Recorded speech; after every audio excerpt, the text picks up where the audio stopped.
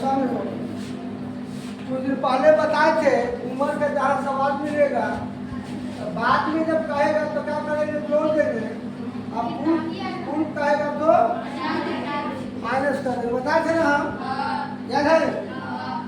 देखो क्या कहता है क्वेश्चन, क्या निम्न स्थिति संभव है यदि उनकी वर्तमान आयु ज्ञात कीजिए।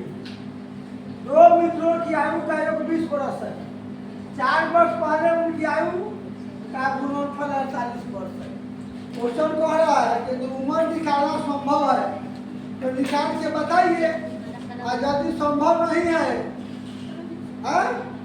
तो कहाँ से उम्र निकलेगा? निकलेगा। तो कह रहा है क्वेश्चन में कहा कि वर्तमान आयु ज्ञात कीजिए। तो सबसे पहले हम क्या करेंगे कि वर्तमान आयु को मान लेंगे। तो वर्तमान आयु हम बराबर कितना मान लेते हैं? 1 वर्ष माना, ठीक है, 1 वर्ष माना। लेकिन कह रहा है कि मित्र 2 है, हो 2 मित्र है, तो इसलिए पहला मित्र का वर्तमान आयु कितना हो गया? 1 वर्ष। तब दूसरा मित्र का कितना हो जाएगा? दूसरा मित्र का वर्तमान आयु कितना होगा? तो दोनों का योग दिया है 20 साल। पहला मित्र और प्लस दूसरा मित्र, दोनों को जोड़ के कैसा दिया हुआ है? 20 वर्ष। तो उसमें एक मित्र का उम्र कितना हो गया? तो दूसरा मित्र कितना होगा? 20 में से पहला मित्र का उम्र क्या करेंगे? घटा देंगे। तो 20 में से x घट जाएगा, तो जो बचेगा वह किसका उम्र हो जाएगा? दूसरा मित्र का उम्र हो जाएगा। इसलिए अब प्रश्न पढ़ करके क्वेश्चन को सेट करेंगे। पढ़ रहा है कि 4 वर्ष पूर्व, 4 वर्ष पूर्व में पहले, तो पहले कहेगा तो उम्र में से क्या करेंगे? घटा देंगे। 4 वर्ष पूर्व, तो पहला मित्र का उम्र कितना था? 4 वर्ष पूर्व कितना हो जाएगा? x minus 4, x minus 4। और दूसरा मित्र का उम्र कितना है? 20 माइनस 1। 4 वर्ष पहले कितना हो जाएगा? माइनस 4। दोनों का गुणनफल गुना कर देंगे, बराबर कितना गुणनफल दिया है? 48। अब देखो या x माइनस 4 उतर जाएगा, 20 में से 4 घटेगा तो 16 माइनस 1 बराबर कितना हो जाएगा? 48। और दोनों को गुना कर देंगे। x में 16 से गुना होगा तो 16 x आएगा, और x में माइनस 1 से गुना होगा तो माइनस 1 से ऊपर आएगा। माइनस 4 में 16 से गुना होगा तो 16 का 64 होगा। अब माइनस 4 में माइनस 1 से गुना होगा तो माइनस माइनस प्लस, और 4 में 1 से 4x बराबर कितना हो गया? 48। अब देखो 16x भी प्लस में और 4x भी प्लस में, ठीक है, तो प्लस प्लस प्लस, तो 16 4 कितना हो जाएगा? 20। माइनस 1 से स्क्वायर उतर जाएगा, माइनस 64 उतर जाएगा। यहाँ 48 बराबर उधर में प्लस में है, इधर आके कितना हो जाएगा? माइनस में, इक्वल टू 0 बच जाएगा। अब देखो माइनस 1 से स्क्वायर को पहले रख देंगे, प्लस 20 को इसके बाद में रख देंगे, माइनस माइनस प्लस जोड़ देंगे, आ जाएगा माइनस 8 4 12 के दुहासी 6 4 10 1 11 माइनस 112 बराबर कितना हो जाएगा?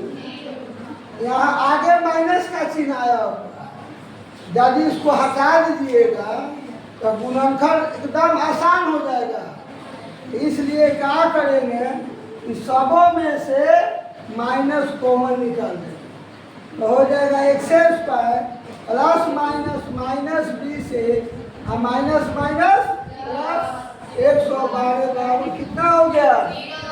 अब माइनस को ले जा करके 0 के एरिया में गुना भाग दे देंगे, क्योंकि इधर जो गुना में रहता है उधर कहाँ चला जाता घाटा में यानी भाग में जाता है।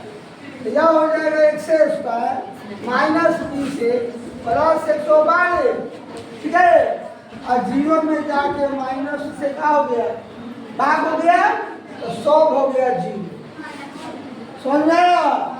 अब देखिए, अब ये द्विघात समीकरण बन गया। अब इसका सॉल्यूशन या तो गुणनखंड से निकालेंगे या द्विघाती सूत्र से निकालेंगे। आसान तो होगा गुणनखंड से। तो गुणनखंड से निकालने के क्या तरीका है? सबसे पहले फर्स्ट और लास्ट का गुणा किया जाता है। तो 112 में x स्क्वायर से गुणा होगा तो कितना आएगा? 112 x स्क्वायर और आगे माइनस पाछे प्लस, तो बीच के पद जोड़ के पुराना है। तो सोचेंगे कौन ऐसा तुमको अंक है कि जिसको जोड़ दे तब 20x माइनस 20x हो जाए, हाँ? और गुणा मार देते 112 x स्क्वायर आ जाए। सोचो कौन ऐसा अंक है, सोचो। नहीं समझ में आ रहा है। 14 8 होगा तो 14 8 तो 14 6 तो 14 6 14 तो 14 6 कितना होगा? 84।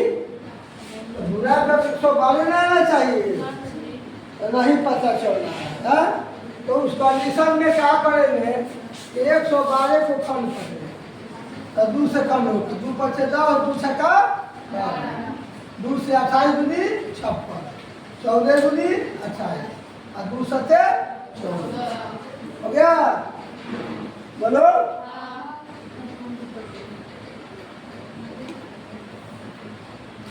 अब सेट करो, ऐसे सेट करेंगे।